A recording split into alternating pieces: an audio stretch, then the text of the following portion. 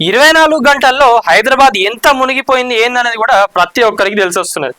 మంచిగా పాష్ ఏరియాస్ అనుకుంటున్న వాళ్ళందరూ కూడా కోకాపేట్ కానివ్వండి, గచ్చిబౌలి కానివ్వండి, కొండాపూర్, మాదాపూర్, హైటెక్ సిటీ ఇవన్నీ కూడా మోకాల వరకు నీళ్ళు వచ్చేసినాయి. బండ్లు, కార్లు అన్నీ కూడా మునిగిపోయినాయి. ఆల్మోస్ట్ కోట్లకు కోట్లు పెట్టి విల్లాలు, అపార్ట్మెంట్లు కట్టుకున్న వాళ్ళందరూ కూడా బాధపడుతున్నారు ఈరోజు.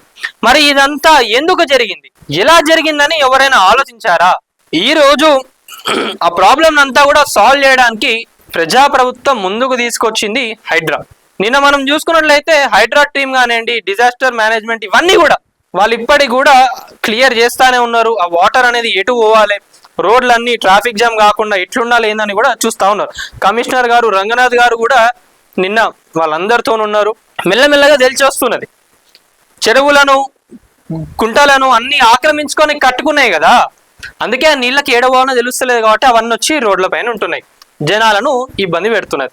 ఇది ఒకటి ఎవరికి ఇలా ఇదంతా జనాలకు అర్థం కావడానికి కొంత టైం పడుతుంది. ఇప్పుడు మెల్లమెల్లగా అర్థమవుతుంది జనాలందరికీ కూడా.